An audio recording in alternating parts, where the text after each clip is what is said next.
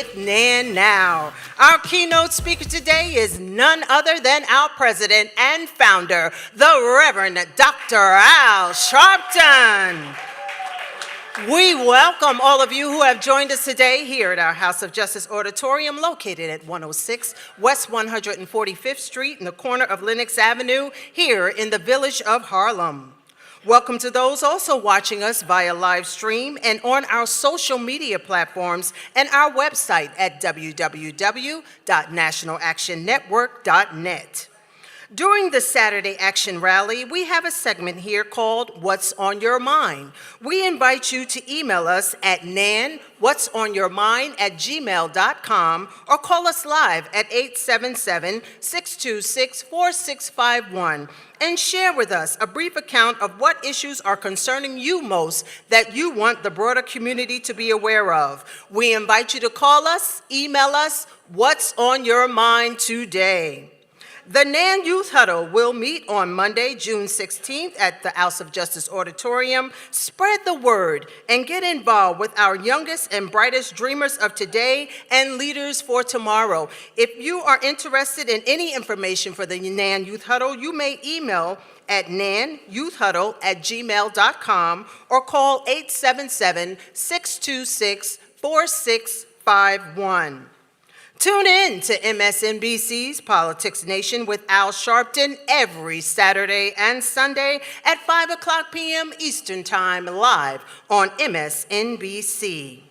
Reverend Sharpton will preach the annual Father's Day worship service tomorrow, Sunday, June 15th at 9:15 a.m. at Metropolitan Baptist Church located at 149 Springfield Avenue in Newark, New Jersey. Reverend Dr. David Jefferson Sr. is the senior pastor and on NAN's National Board of Directors. Here are some announcements to keep you in the know. Remembering Charlie Rangel. The world said goodbye to Representative Charlie Rangel this week with a both public and private viewing and his body lay in state at City Hall, as well as the funeral mass held at St. Patrick's Cathedral.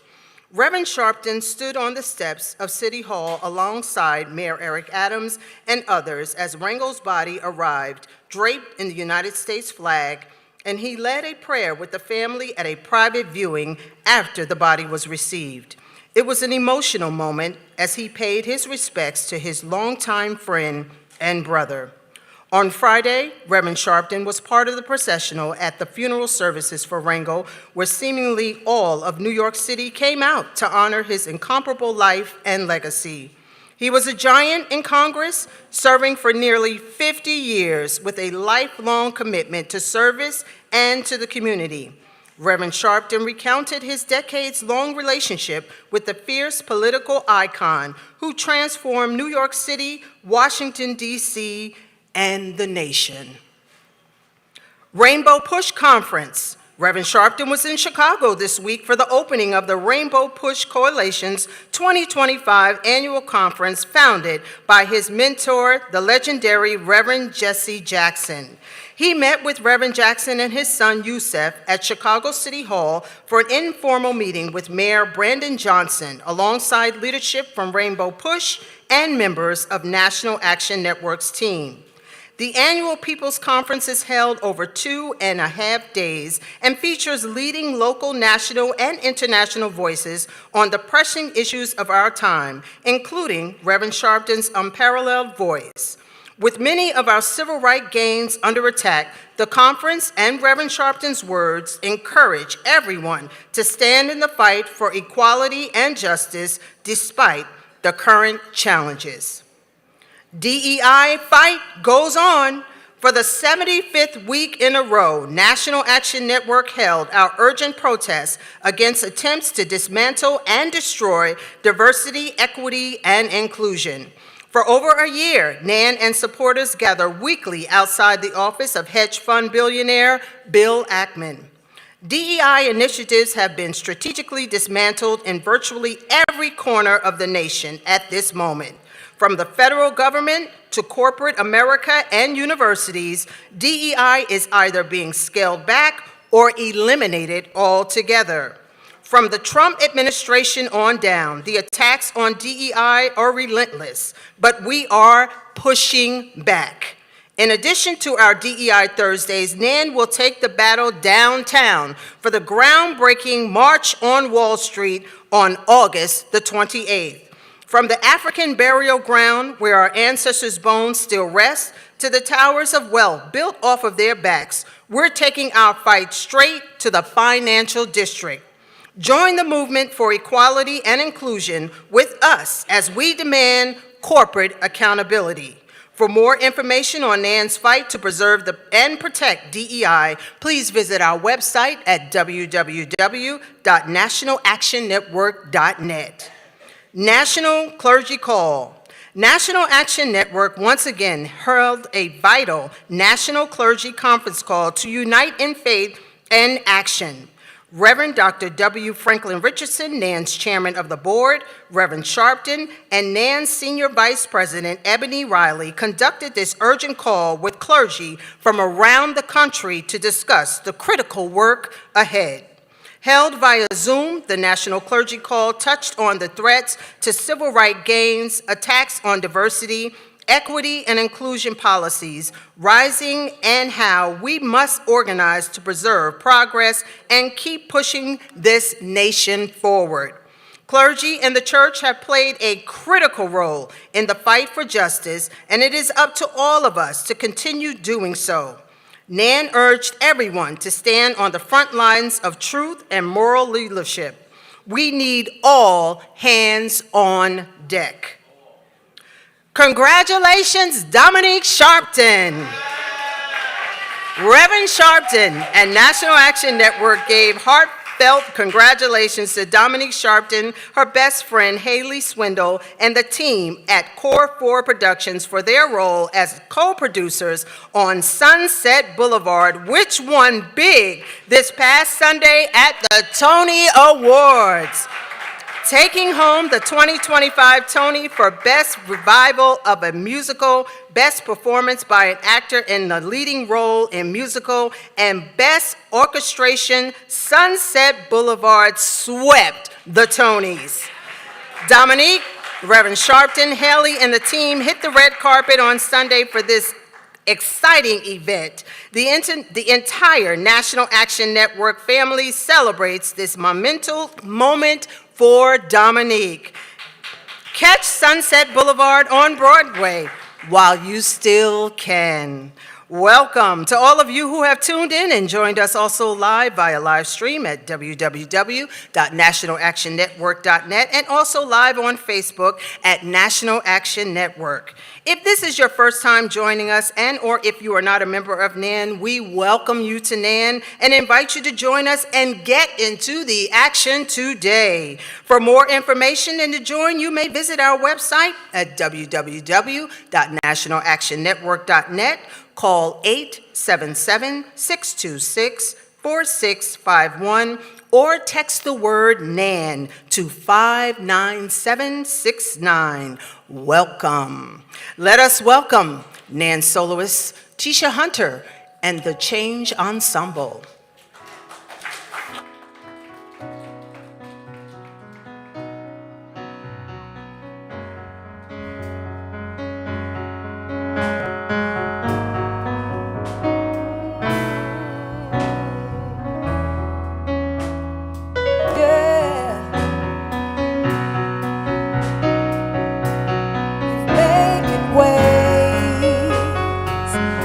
Out of no way.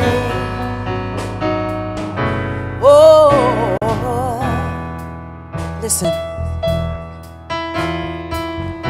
Waymaker, miracle worker, promise keeper, light in the darkness.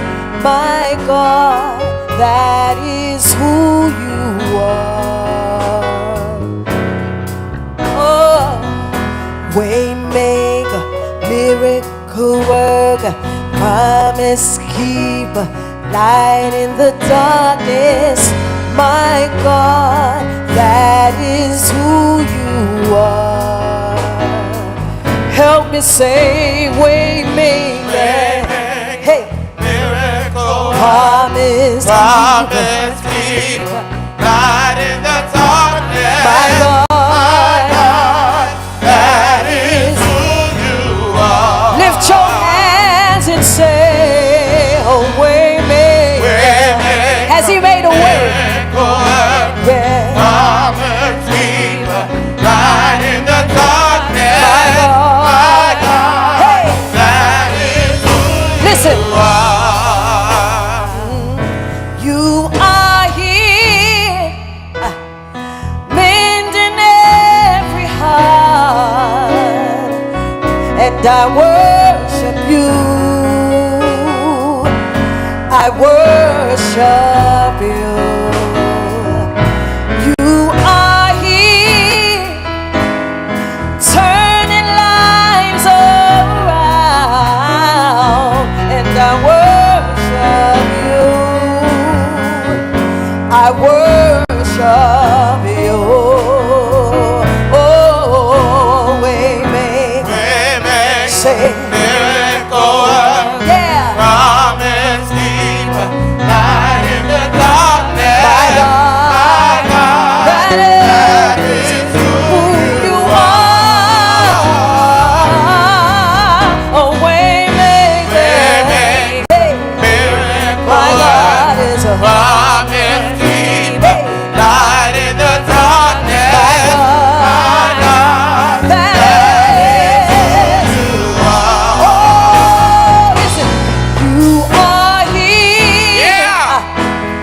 Turning lives around, and I worship you. I worship you. You are here, mending every heart. I worship you.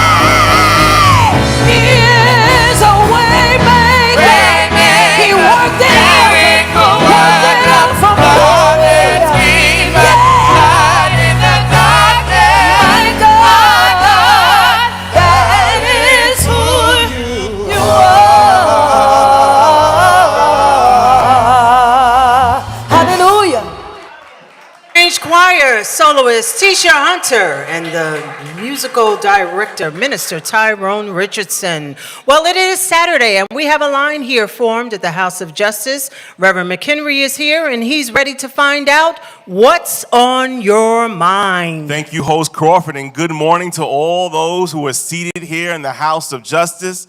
To those who are listening via radio or our social media platforms, we welcome you to another week's conversation of What's on Your Mind, where you, the community, have the opportunity to share what you've been thinking. Maybe it was a conversation you had in a beauty shop. Well, look, I'm seeing all these hairdos.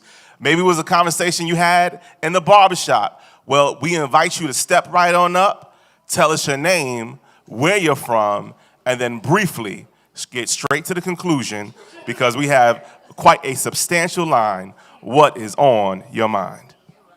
Today is about Father's Day. Tomorrow is Father's Day, but the difference between a dad and a father is love. all right? A lot of people can just donate, but it takes a real man to participate, all right? The love of dad. Love is a action word. To be loved is superb. Love is having someone special in your life. Children need a man or a wife. A love is caring day and night, being there wrong or right, showing each other how to be living together in unity, doing what needs to be done, showing love to everyone. Hats off to true dads everywhere. The love of a true dad is rare. A dad stands tall for all to see, teaching his kids love, respect, and unity. A real dad never leaves giving the kids the love they need. Stop walking away. Kids need love every day. Show your children some pride. Never leave their side. Children are products of what they hear and see. Show them good quality. This goes out to dads everywhere, where your children deserve to know you care. Show your children so he or she will know my dad loves me so. Thank you to dads everywhere for showing love, concern, and care. Thank you so much. Please step up, tell us your name, where you're from, and then briefly get straight to it. What's on your mind? We got a lot of people. Yes. Good morning. My name is Rodney from Queens, New York.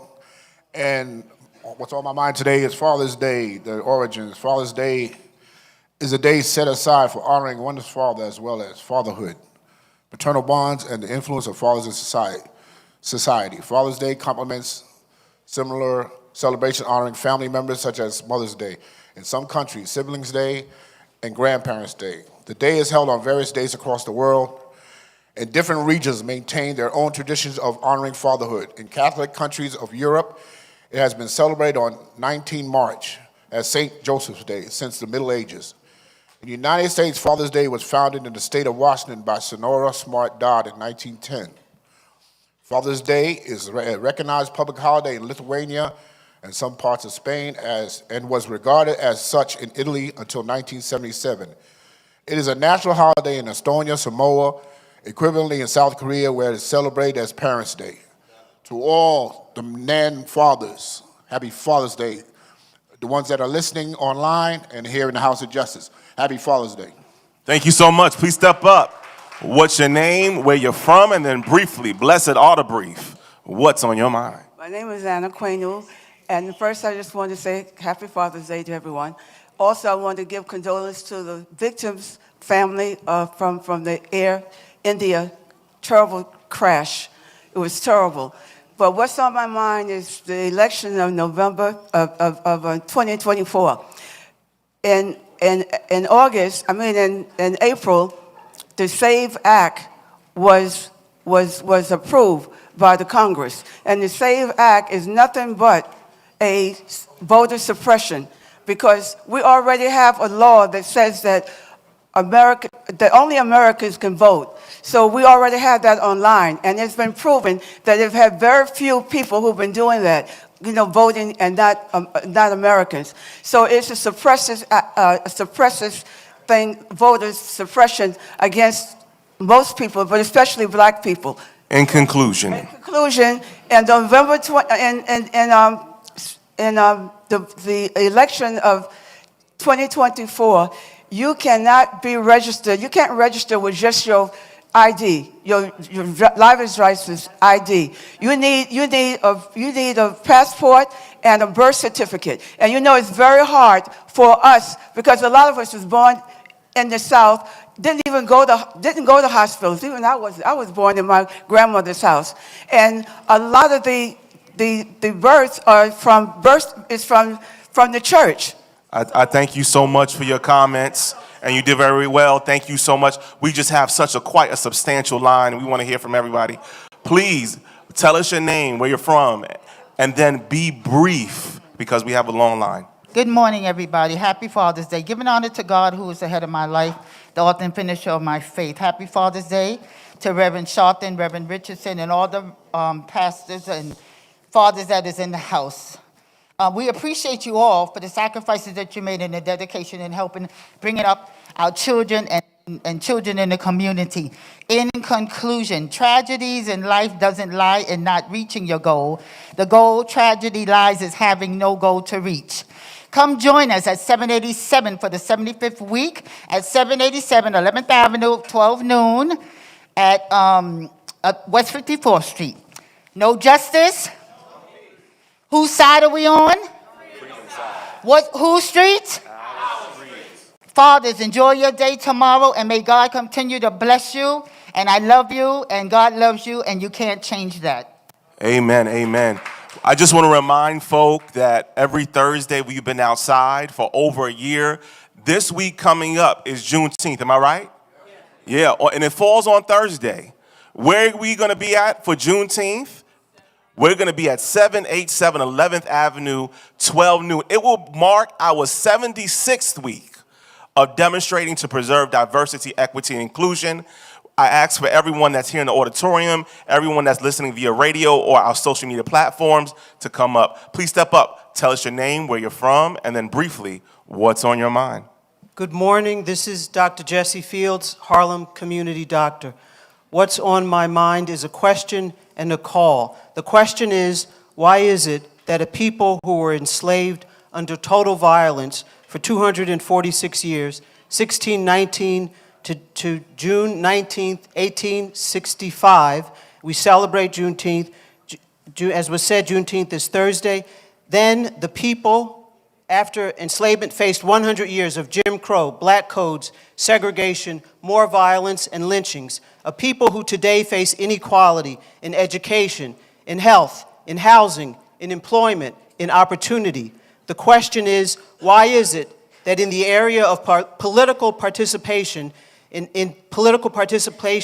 black people are supposed to be satisfied with only one option, with only one avenue? We need more than one way of participating in the political process. In fact, we need to transform the political process and to expand the range of possibilities for such transformation. We went as far as electing a black president, a black vice president, and black people to other high offices. But in reality, the life of our people has not been structurally or fundamentally changed in the way that we need to change it. We need the people to change this. We do not want to be taken for granted by anybody. We don't want to be in anybody's back pocket. Opening the primary elections to independence is one example of broadening the process and opening up the process, and the expansion of democracy needs to reach and involve the grassroots communities. The call is, yes, let us celebrate Juneteenth, and let us celebrate it by creating new avenues of freedom with our people. No justice, no peace.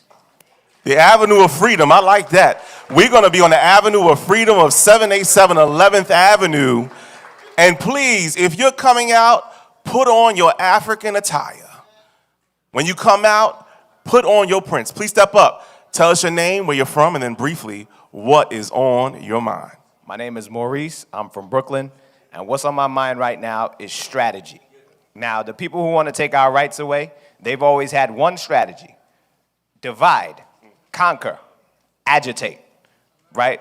It's only worked once, transatlantic slave trade. They pay some of us to capture the others, and before you know it, we're all in chains here and in bondage. It hasn't worked since, right? Our strategies here at NAN work.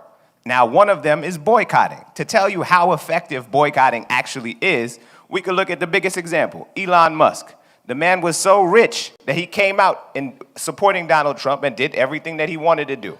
When Donald Trump got elected, he was out there doing the Heil Hitler, right?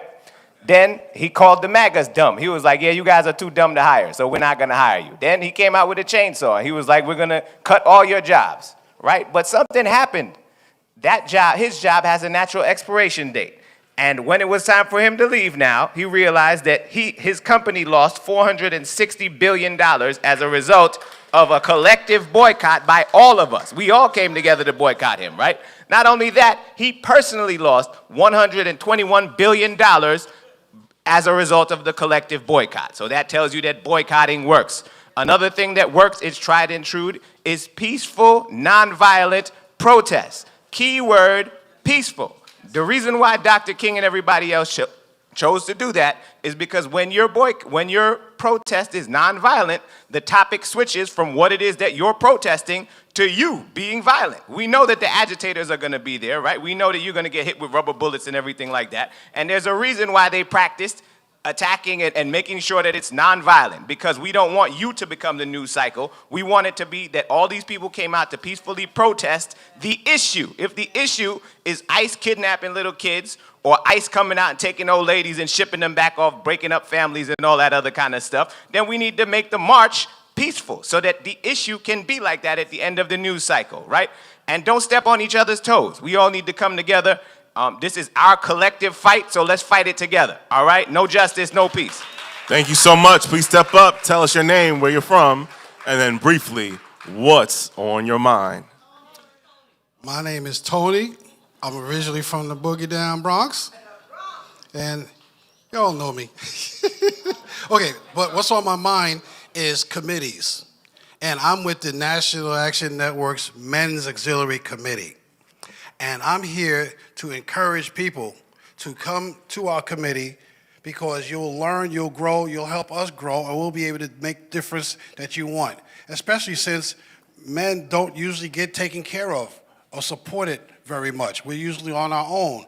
That shouldn't happen anymore. So I encourage y'all to come see us on Wednesdays or to call and find out when we can meet, and we can take care of that, because men over the years have taken care of stuff in ways that is amazing. And what's on my mind also is the fact that the National Action Network has such an organization, but there's also another organization out there called No Kings. They got like 1,800 rallies scheduled for today. And they're not stronger than us, but they're doing something today we ain't doing. But I just want to show love for us as men, us as an organization. Happy Father's Day to all the men. And all the men and young men that need support, come to see us and join our committee. I'm complete. Thank you so very much. Please step up, tell us your name, where you're from, and then briefly, what's on your mind? Good day, everybody, and God bless everybody. My name is Sister Raven Word. I'm from heaven, born in Harlem. I'm 74 years old and new, and I'm a National Action Network lifetime member. Of course, what's on my mind is Bible scriptures. In particular, Christ Jesus was a father figure. He was the begotten Son of God, but he was a father figure, and he supported our process in this government. So all fathers and all father figures, happy Father's Day. But mothers are always included also. All women are included also. All people are included on this day of celebration.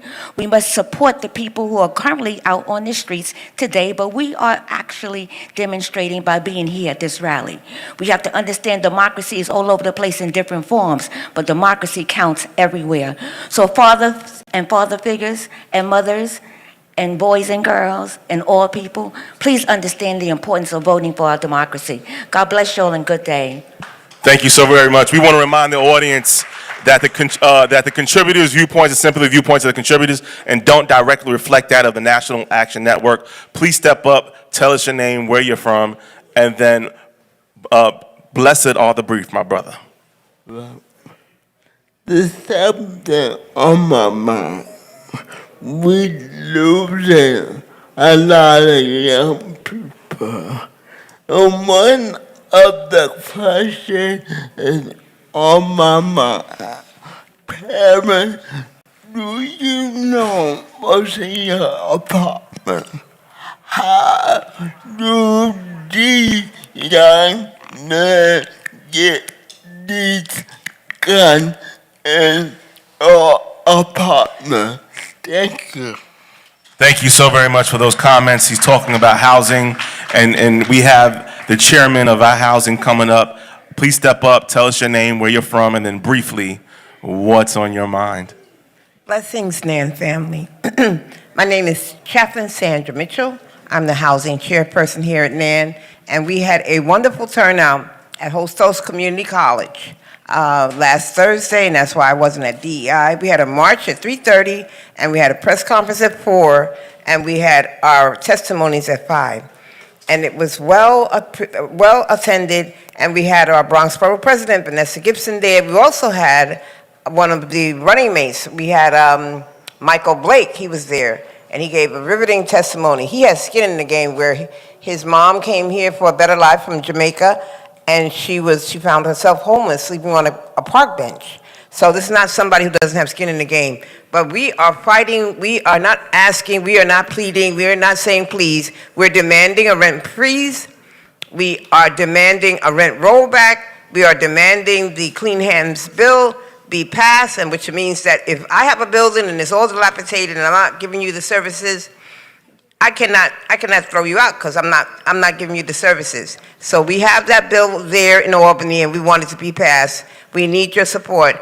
We have some people trickling into the Housing Committee. We need you to come on in and be a member. Be a member of NAN and be a member of the Housing Committee. There's much to do. We have Brother Hinton. He came and he testified. We had Brother Damien from NAN, and he was on the cameras. And we had one of the lawyers from Legal 9, Attorney Ross. So thank you for your support, and some of the NAN family was there as well. Housing is a human right. Please, let's stand up for our rights.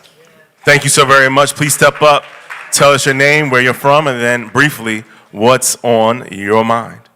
All right, good morning, NAM family. So today is No King's Day.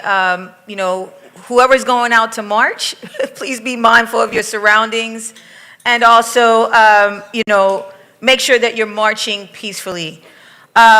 Today is early voting day in New York City, and it goes to the 22nd. If you all don't know where your precinct is, find out now. 24th is Election Day. And speaking of elections, the House Republicans voted to cut $9.4 billion of the funding for foreign aid, NPR, and PBS. How many of y'all listen to PBS, NPR? Right? So that's a big deal. So now we need to call out senators because it didn't pass fully. And so we need to call out senators and put pressure on them. PBS, NPR, those are some of the news outlets that I listen to, and some of the real radical news outlets that are telling the truth. So we need to make sure that we're supporting those outlets.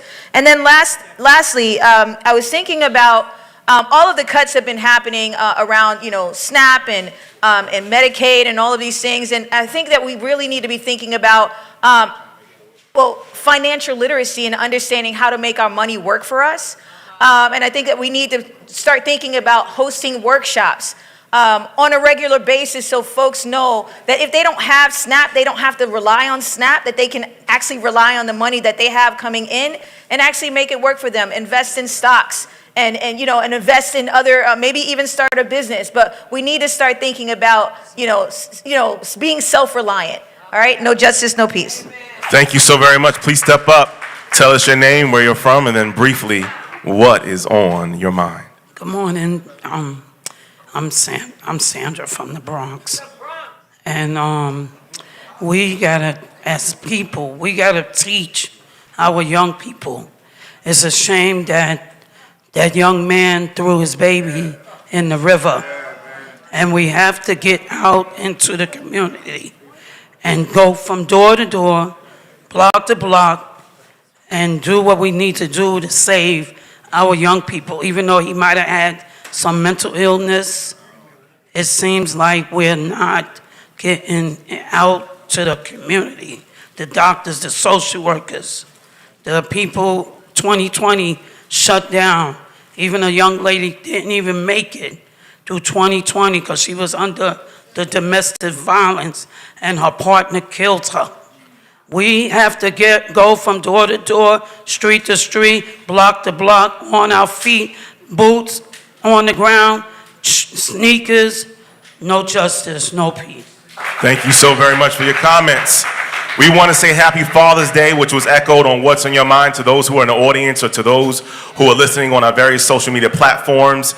This concludes this week's segment of What's on Your Mind, where you, the community, have the opportunity to share what you've been thinking. We want to remind you that viewpoints shared are simply the viewpoints of the contributors and don't directly reflect that of the National Action Network. If you want to be part of What's on Your Mind and you weren't able to share this week, you can go to www.nationalactionNetwork.net. You can email us at www.nanwhatsonyourmind@gmail.com, or you can dial 877-626-4651. We thank you so very much. You're back into the hands of our host, Nancy Crawford.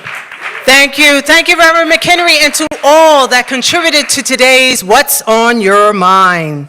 This morning, we are honored to have with us Dr. Mona Lisa Ferrari, who is representing the Haitian American Alliance of New York. She is the founder and president of Foundation for the Emancipation of Women and Girls, located in 10 cities in Haiti, Dominican Republic, Brazil, Chile, USA, and soon in Angola, Africa. Let us welcome her at this time.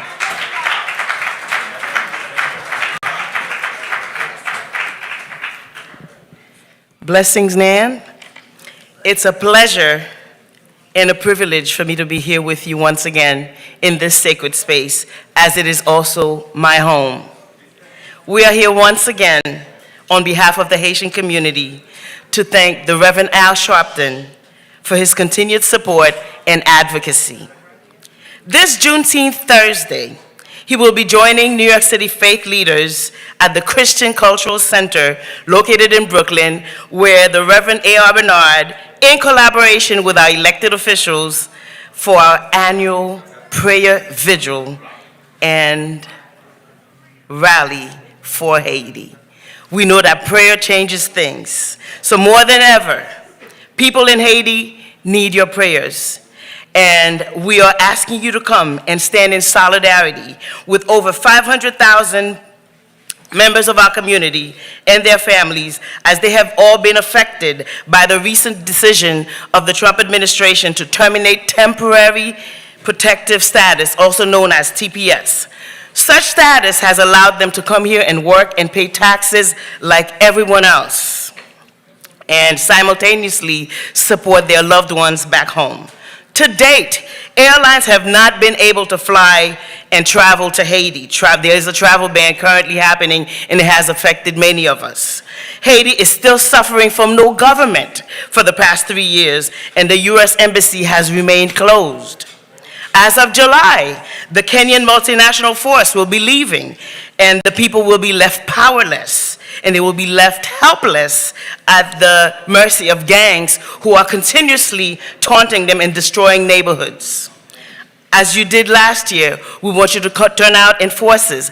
Please come out and support this prayer vigil, as the Most Reverend Al Sharpton has stood alongside the Haitian community for many, many years now. As long as I've been living in New York for the last 47 years, I have had the honor to work by his side and really support the community in every aspect. Whenever there's a crisis in our community, Reverend Sharpton has always been there for us. So we look forward to seeing you once again at the Christian Cultural Center, located at 120-20 Flatlands Avenue in Brooklyn, New York. The zip code will be 11207, and doors will be open at 5:30. Invite a friend, invite a neighbor, and please, again, make plans to attend on this Juneteenth. Happy Father's Day to all the fathers, and especially to Reverend Al Sharpton. Thank you, Dr. Mona Ferrara, for that information, and please keep in mind about this service that will be held this Thursday at the Christian Cultural Center. Let us welcome the Nan Change Ensemble.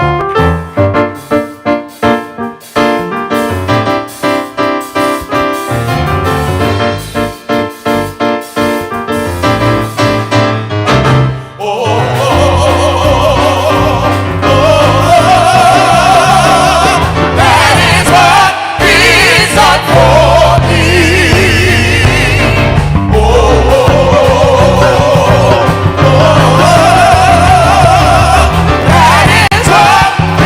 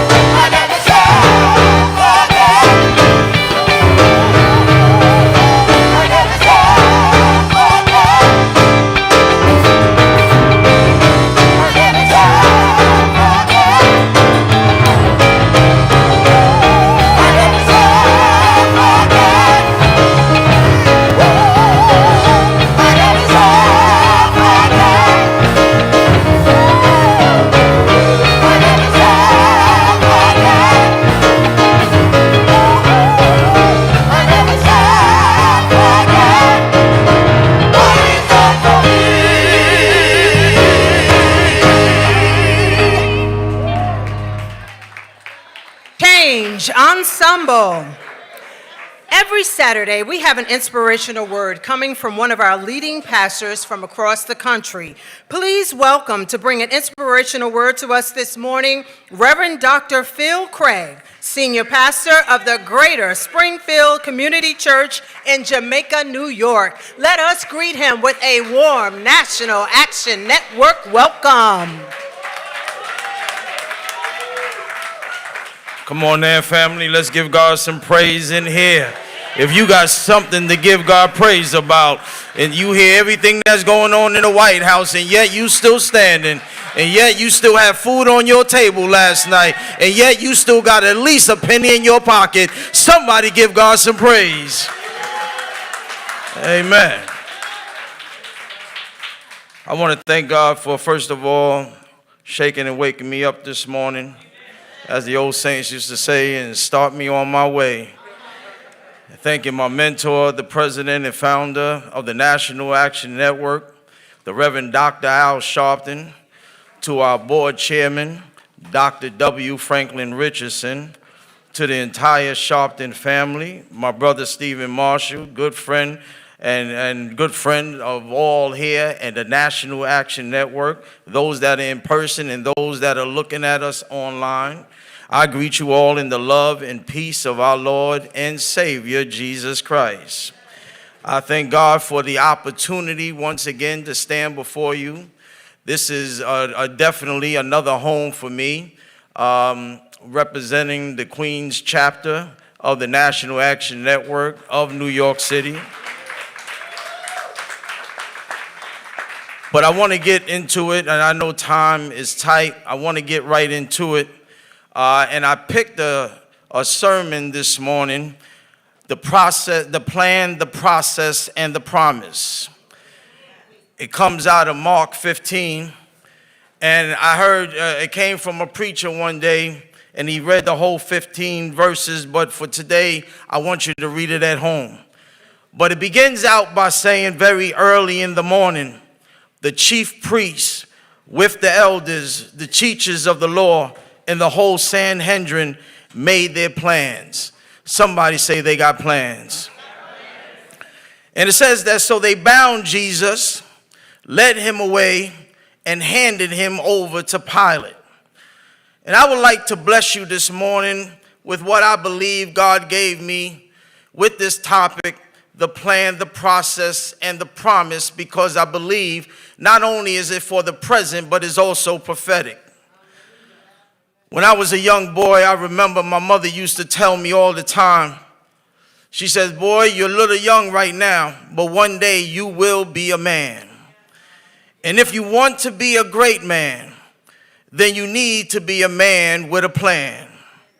And happy Father's Day to all the fathers.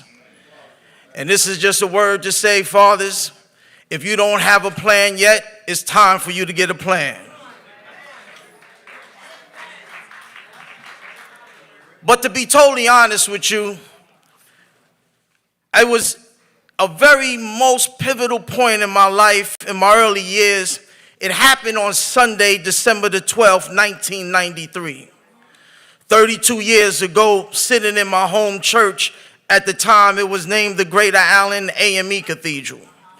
We was going through a process at the time because it wasn't actually the cathedral at the moment. We were in the school auditorium. And while I was sitting there, and to be totally honest, I was young and didn't want to be at church, but in my house, in my mother's house, it doesn't matter how old you are, you can hang out all night long, but you better be in church on Sunday morning. And so therefore, as I sat in this church, I was listening to this introduction of this young, vibrant guest preacher that my pastor, the Reverend Dr. Floyd Harold Flake, was introducing. And as I left that morning, I labeled this man as one of the most master planners of our time. Not because of what he said, but because of how he lived. And in that morning, he was joined that morning with a man named Moses Stewart, who lost his son, Yusuf Hawkins, 3 years earlier in Bensonhurst for no good reason. The preacher led the rally in getting justice for the Hawkins family. It let me know what impressed me most about him is that he didn't focus on his personal plans, but he focused on community plans. And I can tell you that this man knew that every movement, it don't matter civil rights, biblical events, or even Pentecost, he knew that every single movement started with a divine plan. And so some of y'all running around here shouting no justice, no peace, and yet you don't even support the plan.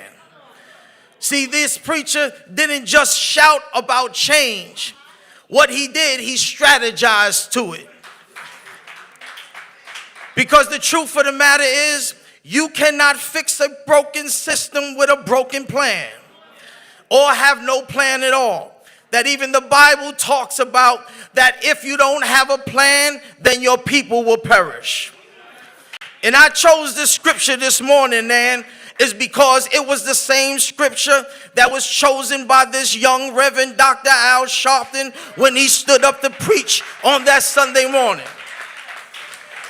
You see, this is where Jesus is brought before Pilate. He was falsely accused, and the crowd chose Barabbas, who was corrupt, over a Christ-loving man named Jesus. A powerful scripture that gives us a life lesson on pressure, public opinion, and poor decision making. And when Reverend Sharpton stood up, he said his sermon topic was, "Don't join the crowd." I want you to turn to your neighbor and tell your neighbor, if it ain't right, don't join it. Because too many of us, to be honest with you, we are joining the crowd to fit in rather than to stand up and stand out. And when he got in front of this microphone, he said, if I can just turn back the hands of time, he said, I would like to go back into the moment of Mark 15, when the crowd began to say, crucify him, crucify him. He said, if I can just use my exegetical license for 1 second. He said, I would stand up in the middle of the crowd. And I don't know if Reverend Dr. Sharpton remembers this, but he stood up, and as he stood up in front of the podium, he stood up in my spirit. Because he said, if I can stand in front of a crowd that was saying crucify him, I would stand up and tell Pilate that I can't join the crowd. And I would stand up as Jesus' defense attorney. He said, I would bring some witnesses this morning so that to let you know who was helped, healed, and who was even held by Jesus. And I need to know if I got some witnesses in here this morning who can honestly say everything ain't perfect in my life, but if it wasn't for Jesus on my side, I don't know where I'll be. I may not have everything I want, but the one thing I know is as long as I got Jesus on my side, I'm going to have everything I need. And so I don't have time to bring up all his witnesses, but I can bring up one. And it was a woman who represents a lot of us in here. A woman who's been sick for 12 long years. A woman who the doctor said they can't do anything else for her situation. But with all of that, she was faced with when she heard Jesus was walking by. She heard Jesus was coming by. She put her plan in motion. And she didn't think about Leviticus law no more. She wasn't trying to get the attention of his disciples to get an appointment with Jesus. She wasn't even looking for his mother Mary, doctor said. And so what she said was that if I can just touch the hem of his garment, I knew that everything would be all right. We listen to all kind of executive orders that are being written out in the White House. But let me tell you today, and let me encourage you now, family, that there was always an executive order already written out. Somebody talked about it this morning, that he's trying to get rid of SNAP, that he's trying to get rid of the diversity programs. But I've come to let you know that an executive order was written a long time ago where it says that I will never leave you, nor will I ever forsake you, and everything that you will get is going to be according to my riches and glory. I need to know if I got somebody in here, in spite of what's going on in the White House, that we still got hope in the house of justice. And I thank God for the man that comes up every Saturday, encouraging us, giving us hope in the midst of turmoil times. God's plan isn't always look victorious, but it is also always victorious. The process is painful, but is also purposeful. But the most important thing is the promise that the resurrection always follows the rejection. God bless you. I love y'all. Reverend Dr. Phil Craig, what a mighty word. Let us now receive the Nan Change Choir under the direction of our musical director, Minister Tyrone Richardson.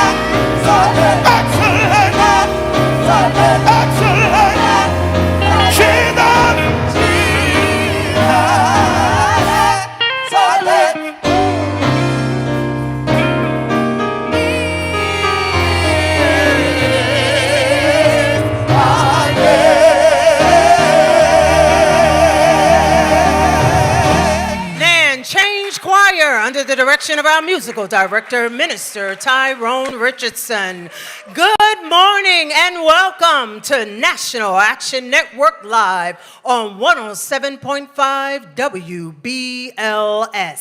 Let us now receive our president and founder, the Reverend Dr. Al Sharpton.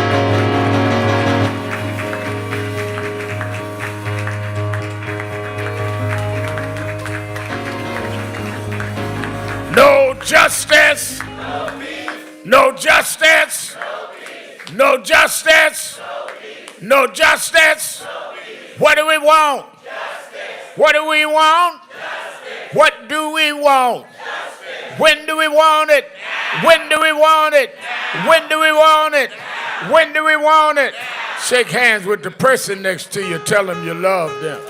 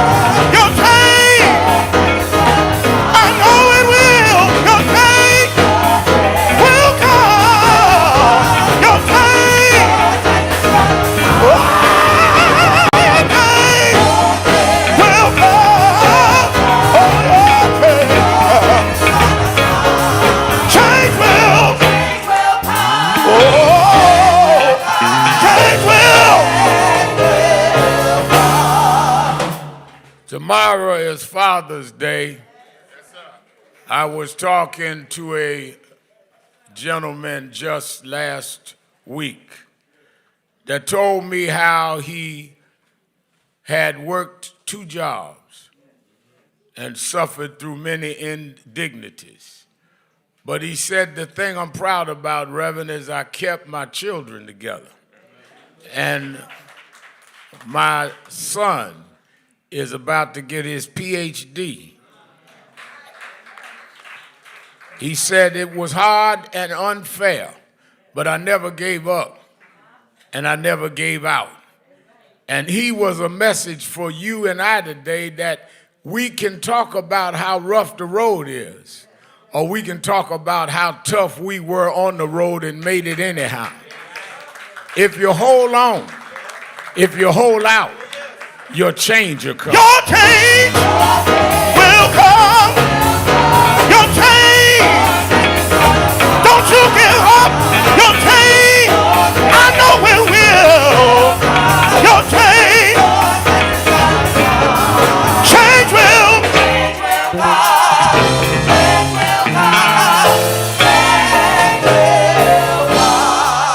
Bible said the race isn't given to the swift, nor to the strong, but to those that can hold out to the end. Some of y'all quit right before your victory.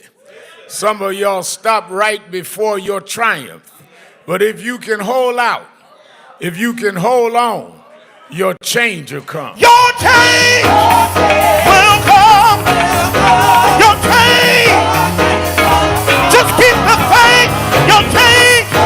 Oh, yes, you will. Your change. Change will. Oh, change will. Oh, your change will come. Your change. I know it will. Your change. Hang on in there. Go on through it. Ah, your change will come. Your change. Change will. Oh, change will.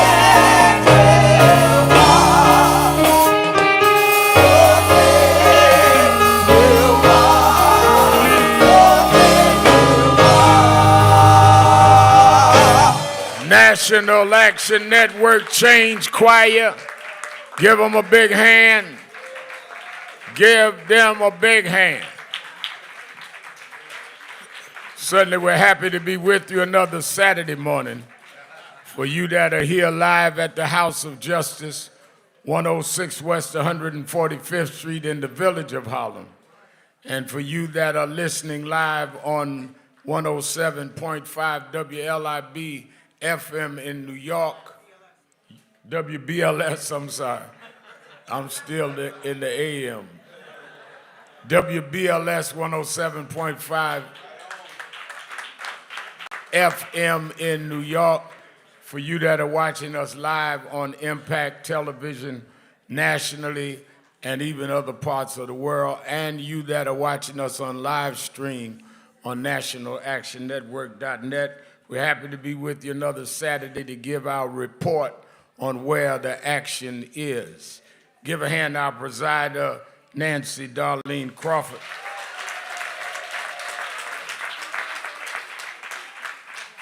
Our musical director, Minister Tyrone Richardson. And give the band some, give Chris and the band some. And give a hand to our inspirational speaker, one of our leaders in Queens, National Action Network, Phil Craig. Give a hand. Glad Reverend Craig did a great inspirational message. Let me say, moving quickly, and we do not need a lot of conversation. We're getting ready to go into a few things. Let me acknowledge, though, that I'm happy to have with us two former members of Congress that are both very dear friends of mine. You've seen one here often at the Saturday Action Rally, and that's the former congressman from Florida. Stand up, Brother Kendrick Meek.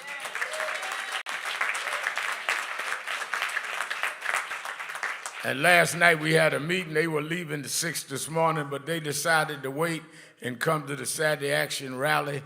A man I've come to know and respect, and you knew him when he ran for president and then the Senate, and he has been a true trooper for what we believe in. Former Congressman from Ohio, Tim Ryan.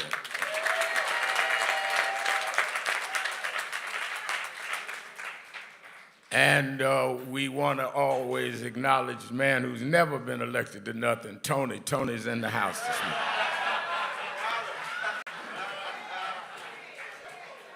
That's an inside the house joke for all our visitors. Let me also acknowledge our Assemblyman, stand up, Jordan Wright in the house.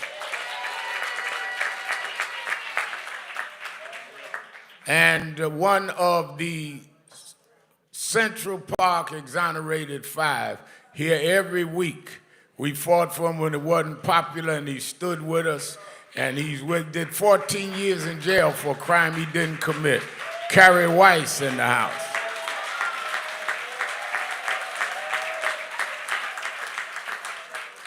And the mother of Eric Garner, who comes every week, but she said to me, if Andrew Cuomo coming, I'm coming. He stood up for us. Stand up.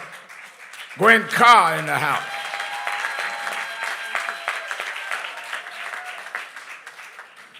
Let me say quickly by way of announcements, tomorrow morning I'll be preaching in Newark at the Metropolitan Baptist Church. And we want all of you, it's our annual Father's Day. I go and preach for that. The congregation, Reverend David Jefferson, is the pastor.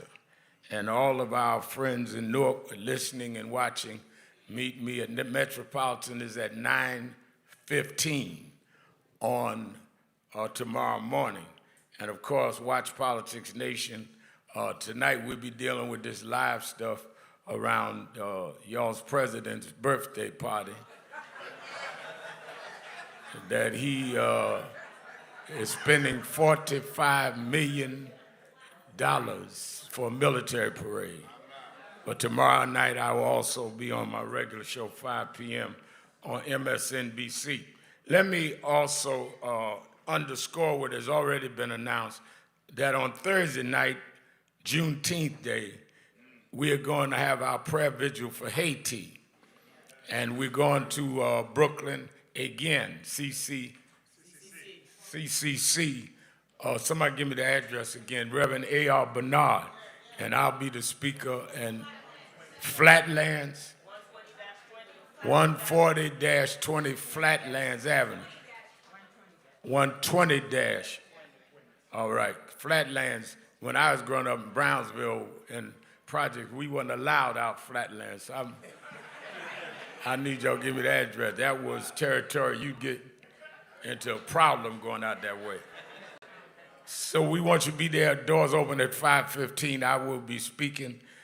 Then you that are watching us in Alabama on Wednesday, the National Baptist Convention is having their march to the Capitol in Montgomery, starting from the Renaissance Hotel and marching to the Capitol about a mile. And I'm coming down. I'm going to keynote the speech and help lead the march. So it's a busy week coming up.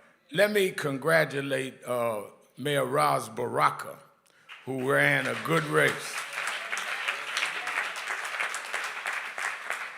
He ran a good race and came in second, far outspent, but made us proud. And Ras Baraka deserves our hand. This week I also went to Chicago.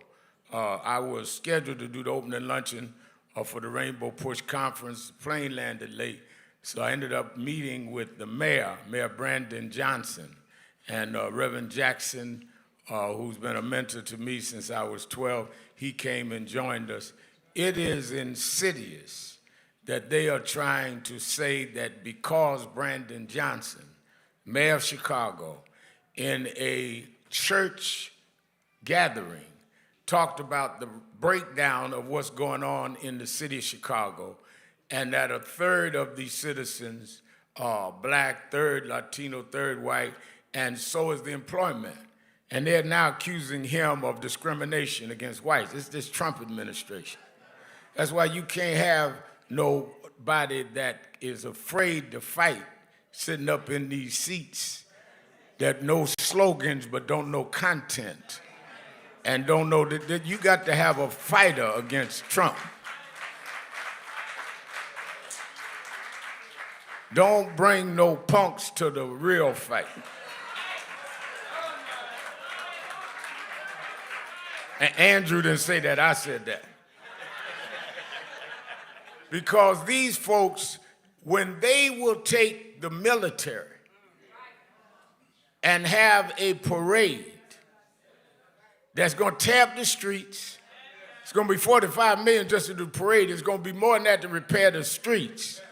When they will send Vice to be grabbing people that have worked here all their life, paid taxes, put their kids in school, that you need folks with some backbone, not folks that's just, all of y'all are good on Twitter or X or whatever y'all on. But there's a difference between activists that know how to tweet and activists that know how to fight. And the fight is based on substance and nerve. Now, and you know when to cooperate. We ain't just fighting because we like to fight. We fight what's wrong, we'll go with what's right. And that is why it is important we watch what's going on nationally. We have supported the day of the No Kings March, but I'm saying again, it must be nonviolent.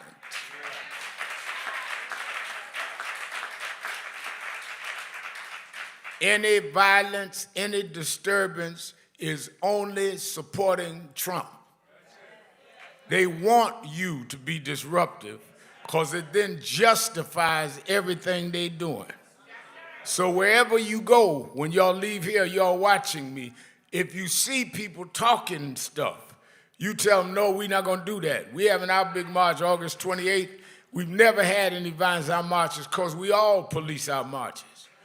The magic of Dr. King was that he let the violence come from the other side so the whole world would say, look how vicious they are. But if you get in a back and forth fight, they start rooting for either side. You must be strategically nonviolent even if you're not nonviolent.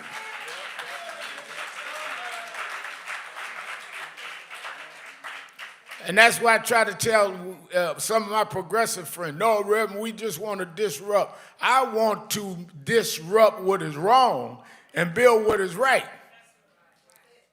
Like they go to rallies, want to be disruptive. No, let folk talk. And then you got something to say. The only folk be heckling is folk that ain't got nothing to say themselves. Hello? Well, I'm not going to take up everybody's time. I got some guests going to speak, then I'm going to do my Father's Day message. Now, let me also thank everyone that this week showed some real kindness to the family of Charlie Rangel.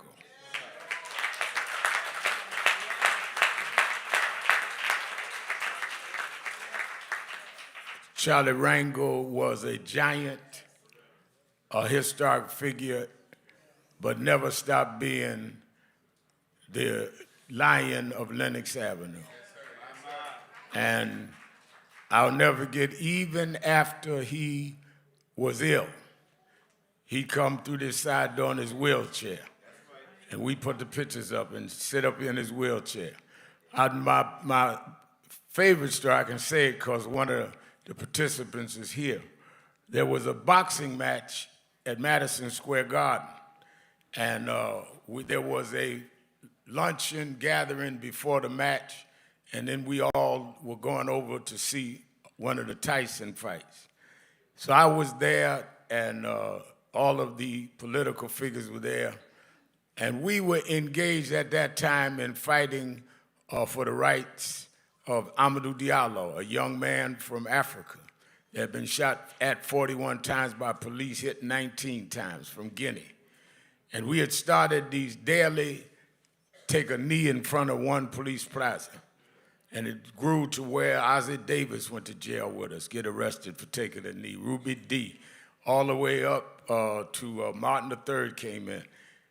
So about that Sunday of the fight, I went in the men's room, and Charlie Rangel came in the men's room and said, Reverend, he said, I see you on the news taking a knee. He says, what time do you do it? I said, we go about 10 in the morning. He said, I'll see you in the morning. I said, you the chair of the House Ways and Means? He says, I know who I am. I'll see you in the morning.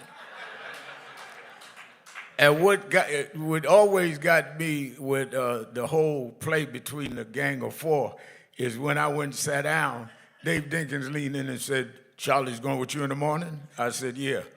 Don't tell him I'm going to come too. And both of them came, and they brought a young congressman named Greg Meeks. And Greg Meeks, Charlie Rangel, all of us went to jail taking a knee. This for anybody ever heard of Colin Kaepernick? And we went to jail together. Charlie Rangel was that kind of activist and that kind of man. Give a hand to the memory of Charles Rangel. Give him a hand.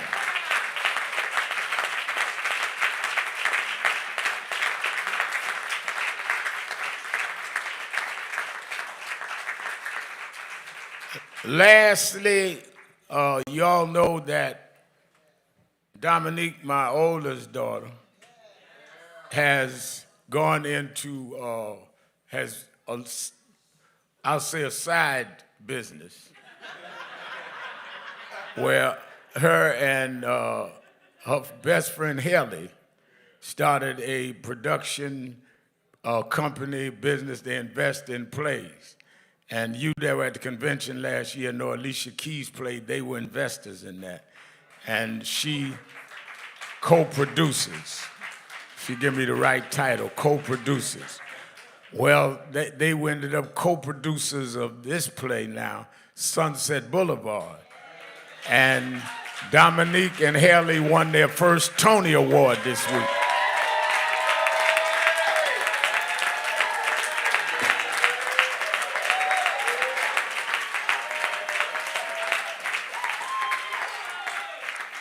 And we are proud Dominique is a Tony Award winner.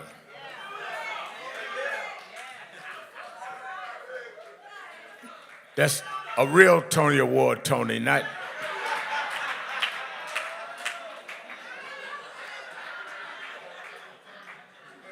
Now, you know, every time I won an award, Meeks, I would bring my daughters on stage. They didn't invite me, didn't bring me on stage. I mean, I've been to the Tonys, but I had to sit in the audience. But I just want you to know, I'm sorry, Marcus Al gonna bring me up on stage, no problem. We have a mayor's race in New York, and it's early voting starts today. We've had candidates here. We've had Brad Lander, Adrian Adams, Michael Blake, most of the candidates, all of the candidates came at our convention. So we listened to them, and I heard this week some of the most substantive stuff. And he was coming anyway, but I wanted to invite him to share with us as we are starting early voting today. And I'll have more to say, but before we hear from the candidate, let us hear from our brother and friend down through the years, been to jail together, been a member of NAN, the ranking member of the Foreign Affairs Committee in the U.S. Congress, but still a homeboy from Southeast Queens, Greg Meeks.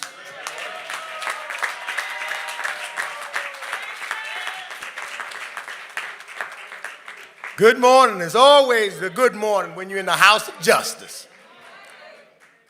Let me thank the Reverend Dr. Al Sharpton, who continues to stand strong and fight and stand up and take truth to power. Talking about that, we're just talking in the back. We was in together in public housing, working together, trying to make a difference and making sure that people have a decent place to live. And I've got to acknowledge my two brothers who are with me in Congress in the struggle, Kendrick Meek and Brother Tim Ryan. You know, and I told Kendrick, he's from Florida, I said, you should let me represent Florida from January to April, and then you come to New York, you know what I mean? Get some of that warm weather. I had a story, but I'll tell you about that because later on. But I wanted to make sure in the time that I have, because it is, the camera of history is rolling on us today. And as Rev said, the one who wants to be king is having a parade today costing $45 million that could go to other places while he is taking money away from just about every other agency that affects us all. In fact, the two quick things that I want to talk about, because there's two big problems that we have in the city of New York, and y'all know the world is looking at what's happening in the city of New York with this upcoming mayor's election. That's why it's important, because we know that elections matter. They have consequences. So this boy from Queens, I happen to have known another guy from Queens for a long period of time. I've worked with them. And what's important for me is when you think about, in our communities particularly, there's two things that's really important. One is housing, And 2 is access to capital and creating wealth in our community. Because sometimes, as you can see, the guy that's doing all the crooked stuff in Washington, D.C., he's going all over the place trying to take and make money and put it in his pocket and does not think that anybody's going to hold him accountable. But you got to have somebody that understands it, that can hold him accountable and not afraid of him. Someone that's ready to stand up and will fight him and expose what he's doing. But at the same time, creating housing in our city and making sure that as we create it, it is us that can help build it and make a difference in growing our own communities and creating wealth. What are you talking about, Greg Meeks? Well, look, in Queens County, we have these airports and things that's going on and a lot of development. I've worked with Andrew Cuomo, and Andrew has come up to me when I was in the Assembly and then as a member of Congress that said, I'm going to create a program, the MBE program, and make sure that it is of substance where individuals and our communities can participate. Now, I'm building an airport now. His vision. We built one at LaGuardia. His vision. We're building one at Kennedy. His vision. I just came back from Washington, D.C., where it's celebrating, looking at what's taking place there, because in that vision we said 30% of everything would be going to people of color building that airport. 30% equity, which has never happened before, creating wealth and then empowering people from the community. 30% of jobs, 30% of individuals in concessions, 30% of making sure that people were being trained. This guy has put the program together, has put the vision together. He had the vision from the very beginning to get it done. When he was at HUD, around the country, talking about creating and building homes that are affordable for people to live in, it is this man that had that vision. Under President Bill Clinton, working with Charlie Rangel, and I in Washington, D.C. to make a difference. So this is not talk. And this time of history, we don't need somebody who don't know how to do things. We don't need somebody that has never done anything. We don't need somebody that's got to guess what to do. We don't know somebody who has never stood up to anyone before. We need someone who's tried, true, and ready to do the job on day one. We don't have time to sit back and wait and train anybody. We need somebody that has trained or is trained already and have trained others. We don't need anybody. We need the very best of someone right now, dealing what we're dealing with. Let me just close with this. My brothers and sisters, today is the first day of early voting. And in elections, as we saw in the last election that passed, it is turnout time.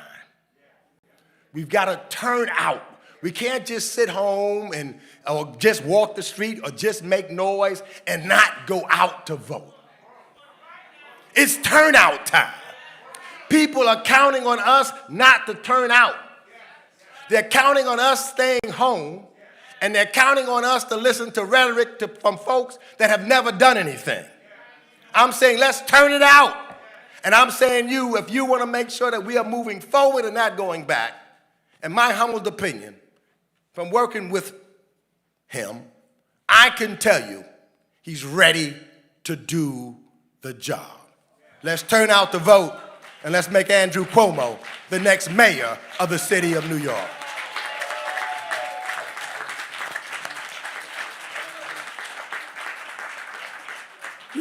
Let me recognize Assemblyman Latrice Walker. Give her a hand. Let me say this. As you know, National Action Network does not endorse candidates, and I do not endorse yet. I might wake up in the middle of the night and tweet something else, but right now.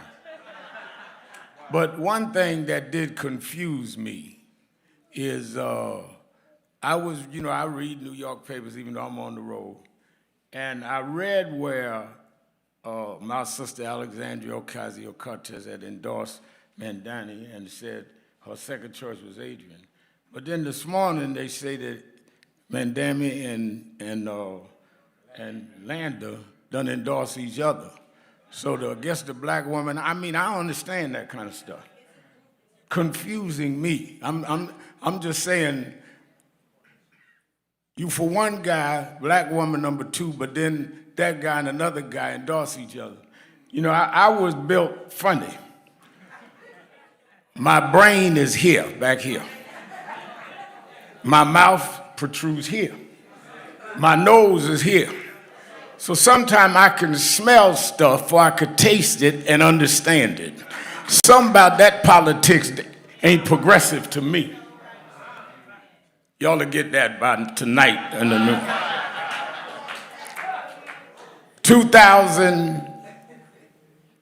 25 years ago, we had a march in Washington.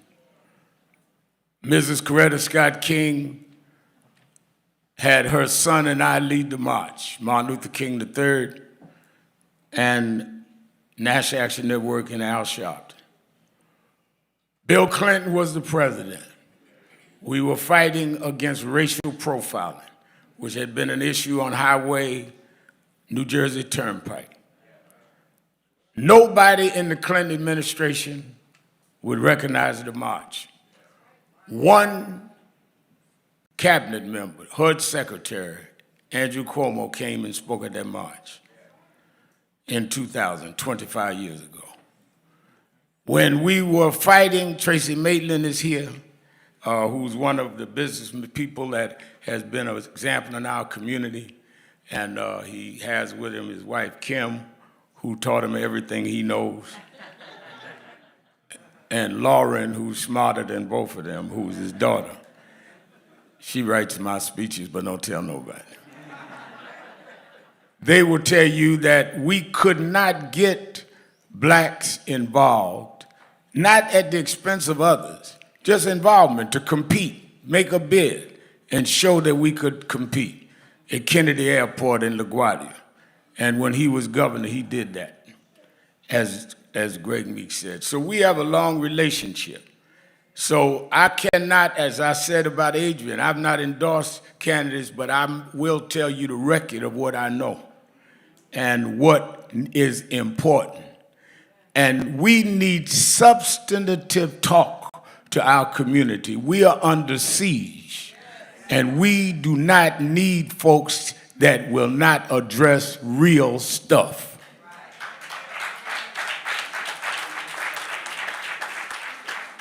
He came to our convention. He's come when he was governor. He's here this morning as a candidate, and I want him to come and present himself. You know him, and we all know him, the former governor candidate for mayor, Mr. Andrew Cuomo.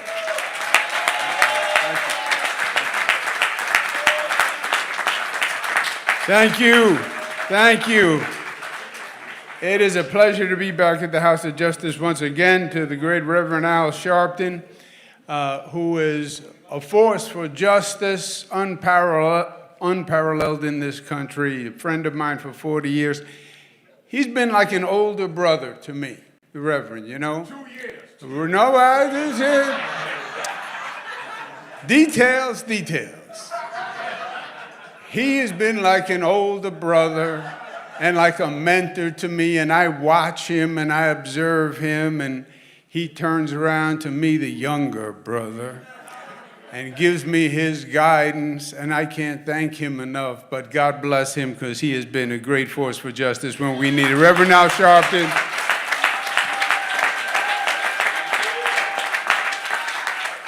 Congressman Greg Meeks, my homeboy from Queens. I worked with him in Albany. I've worked with him in Washington. This is a man, a force for change, and that's what we need.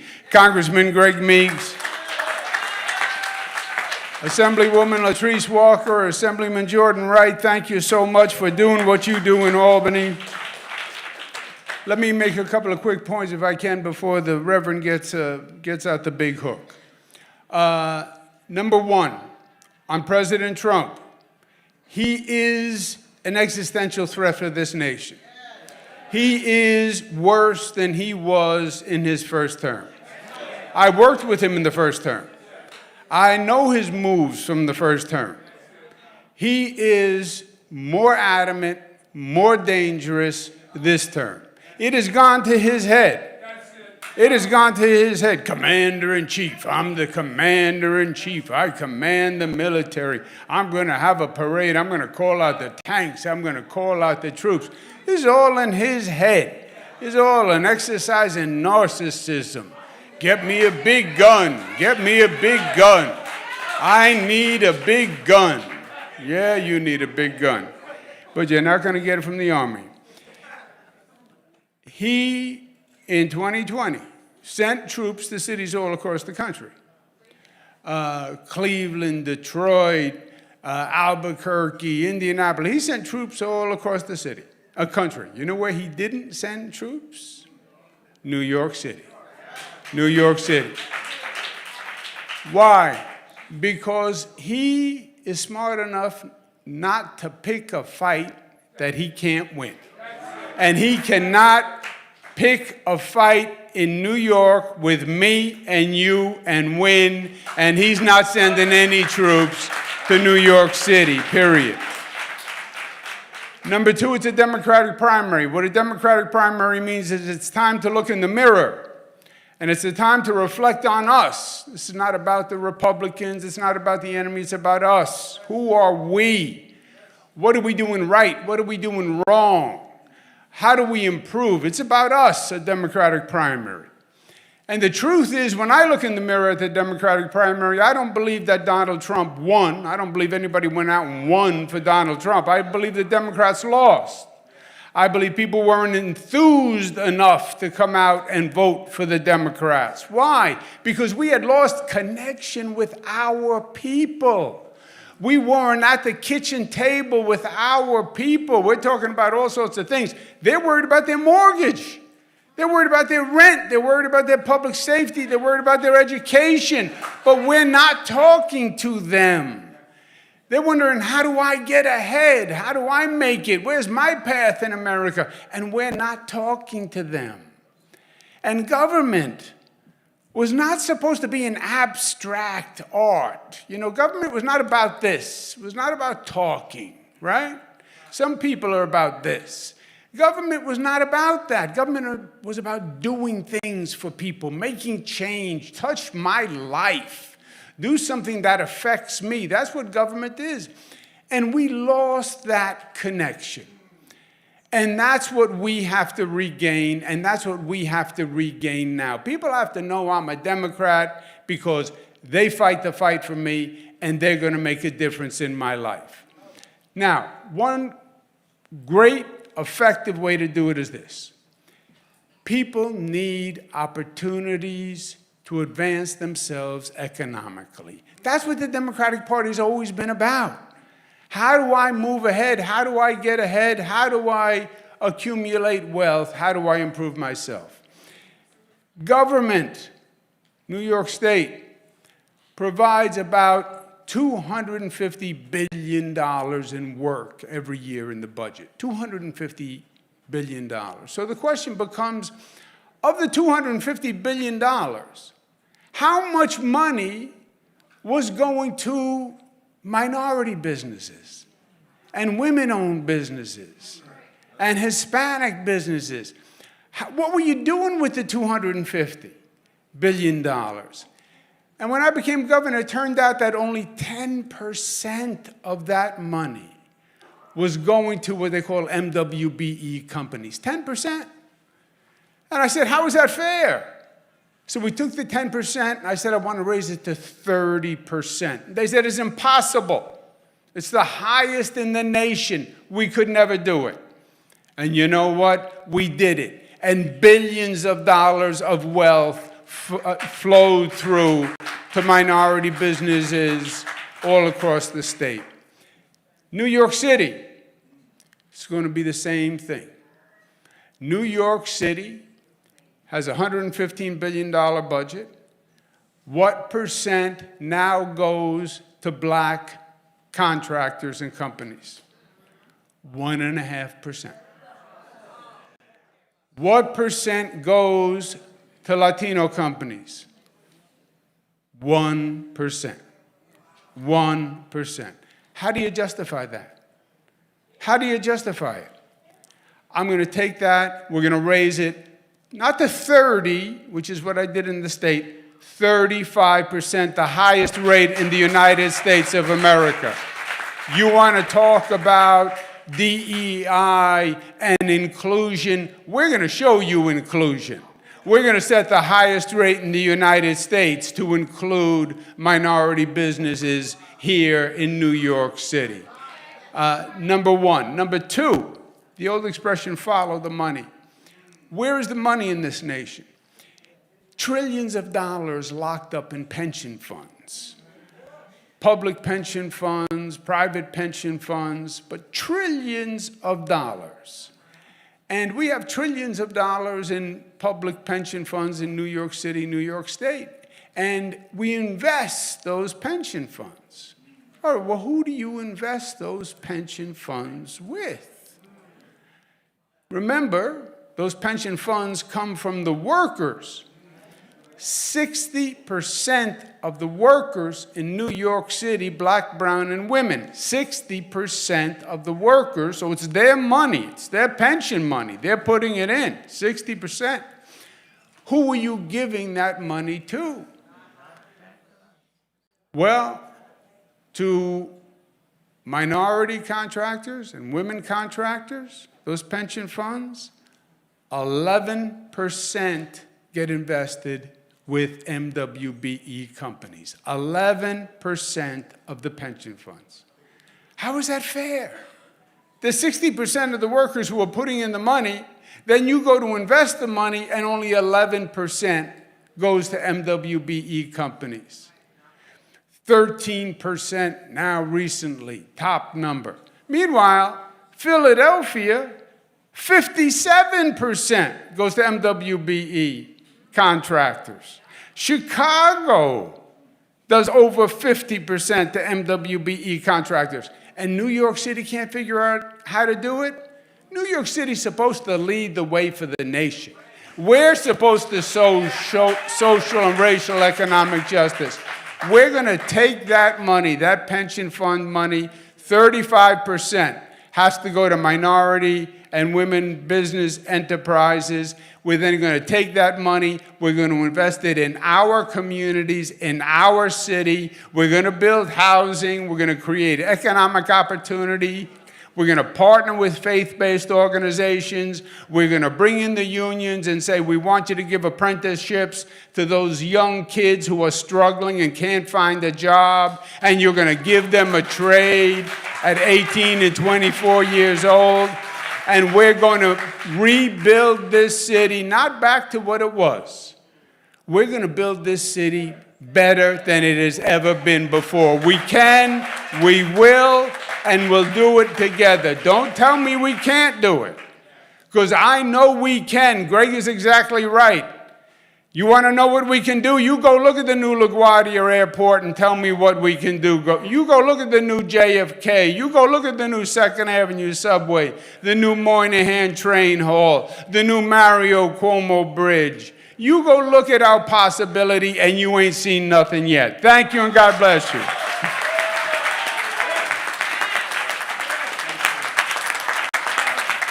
Andrew Cuomo.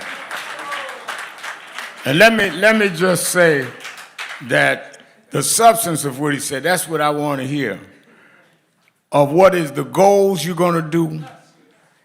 I don't need nobody to help me say no justice, no peace. I know how to say that. I need somebody to say we're going from 1 or 2%, 33%. That's what we want to hear from all the candidates. Tell us what you're going to do so I know how to judge you and rate. So he made a good presentation. Like he said, I taught him well, even though I'm only 3 years older than him. I started him in daycare center trying to... Let me say, in the few moments we have left, tomorrow, Father's Day, every father needs to make sure they come out and vote. particularly in New York. Don't you ever forget, what nothing enrages me more, Greg Meeks, than to hear some blacks talking about, I don't know what to vote for. First of all, my mother was born and raised in Dothan, Alabama. She could not vote until her 40s if she went back there. She moved to New York, had me and my sister, we New Yorkers. They had to fight to get the right to vote. People died to get us the right to vote. Goodman, Cheney, and Swerner, 2 Jews and a black, died. Italian woman out of Detroit, Michigan, Viola Luisa, died. They were killed fighting for voting rights. And you're going to tell me that some 50 years later, in New York City, people died to give you a right, and you sitting up acting like you're in a restaurant with a menu looking for your dish. You better vote your interests. You better vote for your children. You better vote for a better way in this city. We are under siege. If anybody ought to vote, it's black folks. It's Latino folks. It's LGBTQ folks. It's the left out and the left behind. We need to come out in big numbers. They are predicting a low turnout. What we need is to turn on everybody that is listening to me on radio. First thing you should say every morning, have you voted yet? You ain't even got to wait till Tuesday next. Have you voted yet? You might get sick. Vote early. It might rain. Vote early. But vote for who is on your side. Press asking me, whose side are you on, Rev? I'm on who's on my side. I don't vote for whose side I'm on. I vote for who's on my side, who'll stand up and open doors for me, that'll make a way for me, that'll fight for me when it's not fashionable to fight. I don't need nobody that ain't gonna stand up. I need some backbone. It is imperative, particularly in this administration. Let me tell you something, they're gonna pour a lot of money in this state next year. They're going to try to flip the governor. They're going to try to flip the state attorney general. We have an administration that is not bashful about the interests they want to serve. So we ain't got no time to be playing for popularity contests. This is about our future. And then from a biblical standpoint, I'll let you go on Father's Day weekend. We got something for all the fathers. But I want Reverend Malcolm Berg, pastor of Mother AME Zion, our COO of National Action Network, go to Genesis. Yes, sir. Yes, sir. Genesis chapter 22, verse 11. But the angel of the Lord called out to him from heaven. Wait a minute. Angel of the Lord called out to him from heaven. Abraham, in the Bible, Abraham had been a servant of God. Abraham's original name was Abram.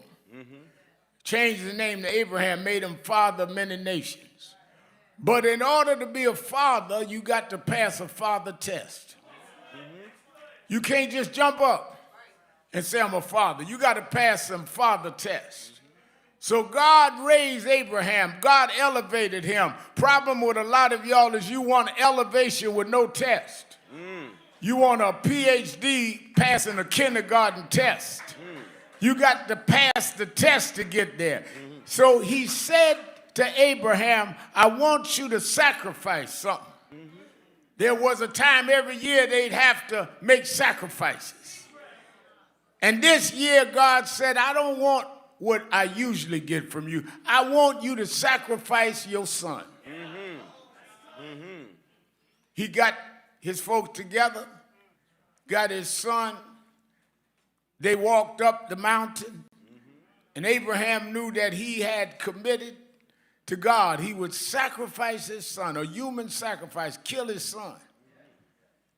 He didn't want, I guess he was embarrassed or ashamed to do it in front of his accompanied people. So he told them, y'all lay here, and me and my son, we'll go up a little further. They went up, and his son started getting the fire ready and the flames ready for the sacrifice. And his father took out the sword, and his son said, Daddy, I'm confused. He said, I see the wood, I see the fire, but where's the lamb? Because they sacrifice a lamb every year. He couldn't tell his son, Greg Meeks, that you are the sacrifice this year. So he had the choice of obeying God or sacrificing his son. And then the Bible said, what, Reverend, read that verse again. Do not lay a hand on the boy. As he got ready to kill his own son, an angel come and said, do not lay a hand on the boy. Leave it alone. It's only a test. Sometime God will test you to see if you will obey his will. Oh, yes. Some of us had to make it through hard tests. But if you pass the test, God will give you the grade. I serve a God that'll make a way out of no way. That'll open doors that no one can open and shut doors that no one can shut. That'll take the possible out of impossible. Great fathers pass the test. Stand up. Don't worry about Trump. Stand up anyhow. Don't worry about what they're doing. Stand up anyhow. We'll pass the test. It's Father's Day. We've been from slavery through segregation, through voter denial, but we're still here. Pass the test. Pass the test. Through it all. Through it all. I've learned to trust in Jesus. I've learned to trust in God. Through it all. They call me names. Through it all. They drag me down, but through it all, I learned to depend on his word.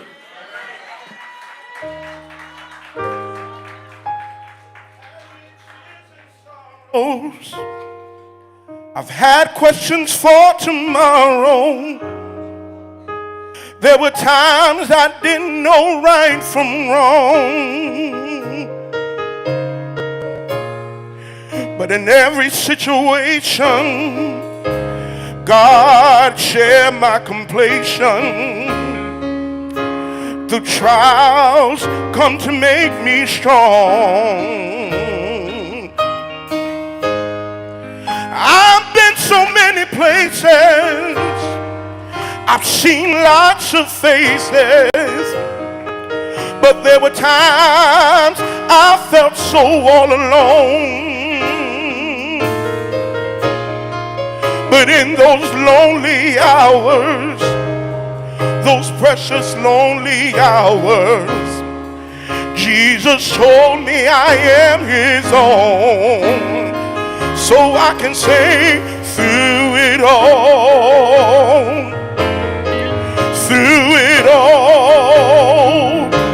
I've learned to trust in Jesus.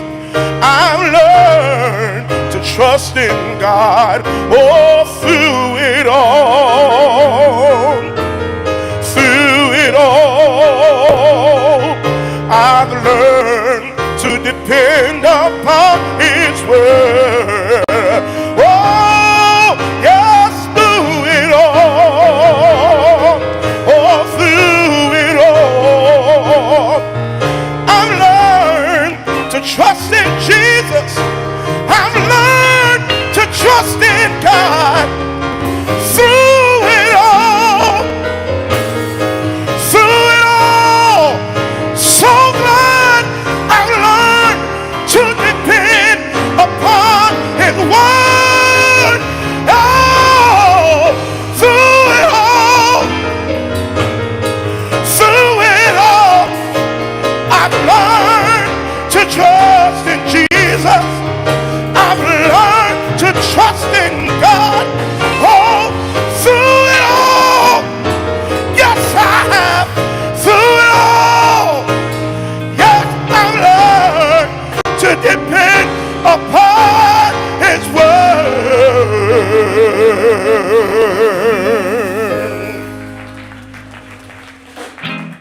Everybody's singing.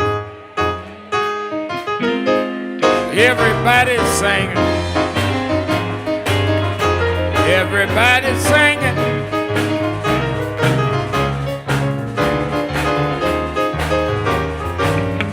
Everybody singing.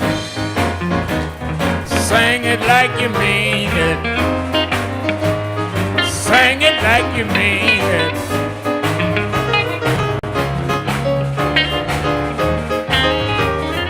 We want justice. We want freedom. Got to have justice.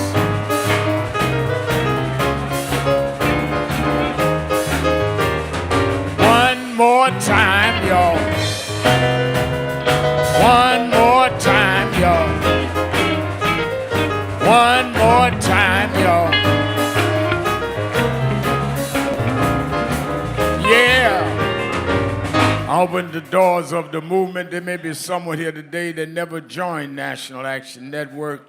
You hear us on the radio, you see our TV show, but you never became a member of National Action Network. If you're here today and never joined, come on down to me and let us sign you up this morning. Come on, just come right to me and sign up this morning. Everybody singing. Everybody sing. Everybody singing.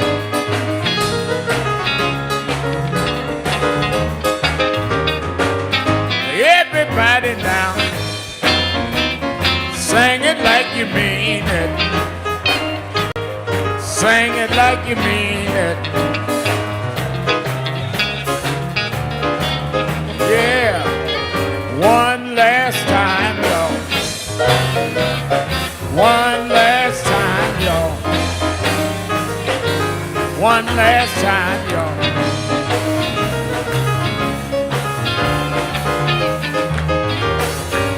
All right.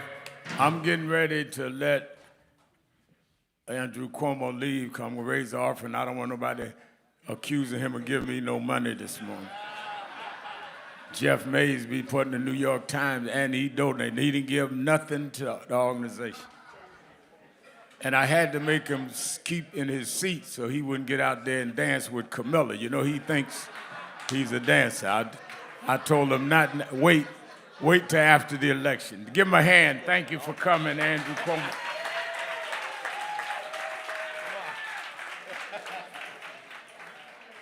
All right, I'm gonna raise our offering. We're moving quickly. Thank you, Congressman Meeks. All right. And Congressman Meek. I need everybody to give to the best of their ability. This understanding of building upon the foundation left by previous generations. But I think you've mastered that, Rev. You've mastered building upon it, but also getting the current generation to understand the importance of when you accept a baton, to whom much is given, much is not only required, but much is expected. And you do it yourself. That's why most of the people on our national staff here at National Action Network is under 40 years old. You just turned 41. Most of them. Because I believe in trying to nurture and give young people a chance, because that's what you should do. And they're going to make mistakes. I made them. But then, at the same time, they got to respect those that went ahead to lay the path that they walking down. Otherwise, don't nobody, I said one Saturday morning at Raleigh, don't nobody urinate or piss on the tree roots but a stray dog.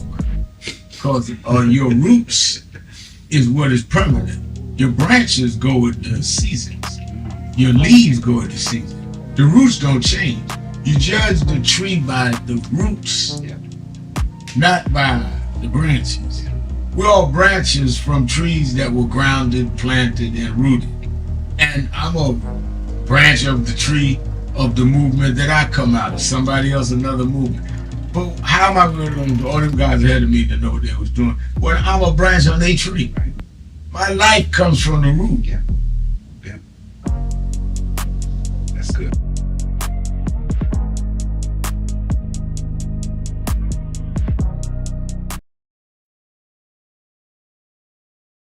Stop going through your life like you are a co-star or a bit player in your own drama. No, you are the main star. You're the central figure in your life. What you decide is what is the major thrust of your life. And others may contribute, impact, affect, but it's your life that you're central in. So stop trying to lay the weight of what you do or don't do on others. That weight is squarely on your shoulders and in your hand. And if you want to defer and give your life choices to others, that's on you. If they have any sense at all, they will be so busy trying to conduct and properly guide their life, they will not have time to try to major in your life.